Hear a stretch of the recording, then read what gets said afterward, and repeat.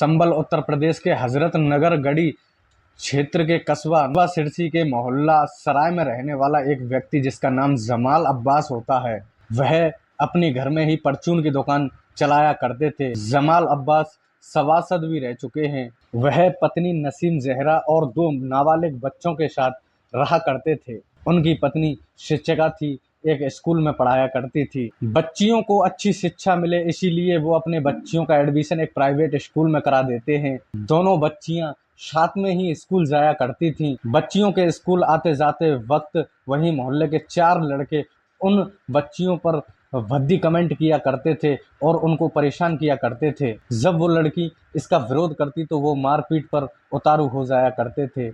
एक दिन वो लड़की अपने पिता को जाकर उन लड़कों के बारे में बताती है और कहती है कि मोहल्ले के रहने वाले ही ये 4 लड़के, जिनमें वफा अब्बास और अली जामिन और अली मोहसिन और रुस्तम, ये चारों लड़के हमको रास्ते में रोककर परेशान करते हैं। जब हम इसका विरोध करते हैं तो वो हमको मारपीट करने को उतारू हो जाते हैं। उन लड़कियों का पिता जमाल अब्बास उन लड़कियों को उनके घर लेकर जाता है, उनके घर वालों से शिकायत करता है और कहता है कि तुम्हारे ये लड़के हमारी बच्चियों को परेशान करते हैं, तंग करते हैं, इन बच्चों को समझा लिया जाए तो अच्छा रहेगा। उनके घर वाले जमाल अब्बास से कहते हैं कि ठीक है, हम अपने बच्चों को समझा लेंगे, आइंदा वो ऐसी हरकत नहीं करेंगे। लेकिन वो अपनी आदतों से बाज नहीं आते। फिर वो वहीं रास्ते में खड़े होकर उन बच्चियों को परेशान करने लग जाते हैं। जब बच्ची दोबारा अपने पिता से जाकर उनके बारे में शिकायत करती है तो उनका पिता परेशान होकर कहता है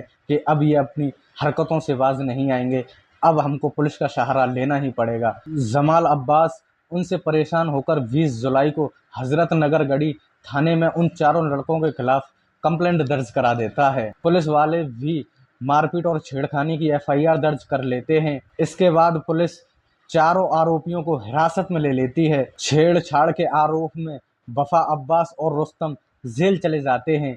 अली जामिन और अली मोहसिन को जमानत मिल जाती है और वो बाहर आ जाते हैं। लड़कों को जेल में देख उनके परिजन नाराज हो जाते हैं और वो कहते हैं कि ये तुमने अच्छा नहीं किया। तो जमाल अब्बास कहता है, मैंने पहले भी आपको कई बार इनकी शिकायत की, लेकिन तुमने इन लड़कों को नहीं समझाया। अब मैं करता भी तो क्या करता। जमानत मिलने के बाद अली मोहसिन और अली जामिन के हौसले बढ़ जाते हैं और वो जमाल अब्बास को कई बार धमकी देकर जाते हैं और जमाल अब्बास से कहते हैं कि मुकदमा वापस लो। जमाल अब्बास भी अपनी बात पर अड़िग था और वो कहता है कि जब तक तुमको सज़ा नहीं मिलेगी मैं मुकदमा वापस नहीं लूँगा। जमाल अब्बास अपने घर से जहाँ कहीं भी जाते वो आरोपी उनको रास्ते में रोककर धमकी दिया करते थे और उनसे मुकदमा वापस लेने की बात किया करते थे। मगर बेटी से हुई छेड़छाड़ को लेकर जमाल अब्बास मुकदमा वापस लेने को तैयार नहीं था और वो उन आरोपियों से यही कहता था कि आप कुछ भी कर लो, मैं मुकदमा वापस नहीं लूँगा।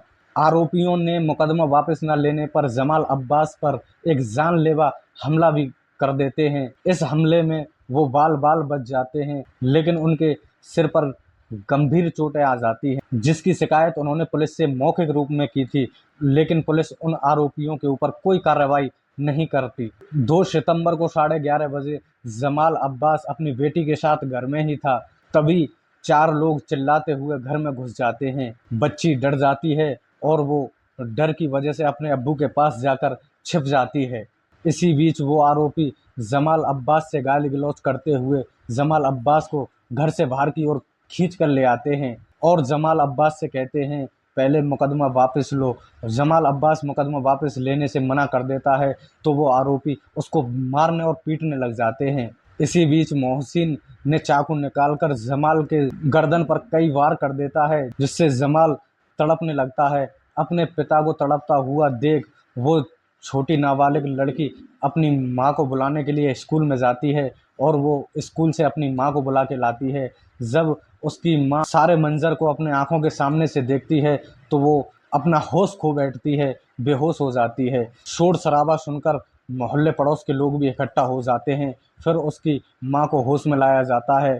फिर जमाल को हॉस्पिटल ले जाया जाता है। हॉस्पिटल इलाज के दौरान जमाल अब्बास को डॉक्टर मृत घोषित कर देते हैं। कस्बा सिरसी के सराय मोहल्ला से लगभग 100 मीटर की दूरी पर ही पुलिस चौकी है और वो आरोपी 15 मिनट तक उनके घर में रहे, लेकिन पुलिस को इनकी कोई सुध नहीं लगी। आसपास के लोगों को इकट्ठा होने के बाद जब पुलिस को सूचना दी जाती है तब पुलिस पहुंचती है। इससे पहले भी उन आरोपियों ने जमाल के ऊपर हमला किया था। उस हमले की शिकायत जमाल ने पुलिस से की थी, लेकिन पुलिस ने कोई एक्शन नहीं लिया, जिसके बाद आरोपियों ने जमाल की गला रेंतकर हत्या कर दी। अब उन आरोपियों को क्या सजा मिलेगी ये तो भविष्य के गर्भ में छुपा हुआ है, लेकिन आप अपनी राय कमेंट बॉक्स में ज़रूर दें। घटनाक्रम का उद्देश्य किसी को परेशान करना नहीं है, बल्कि आपको सतर्क करना है। सतर्क रहें, सावधान रहें, अपना ख्याल रखें। धन्यवाद।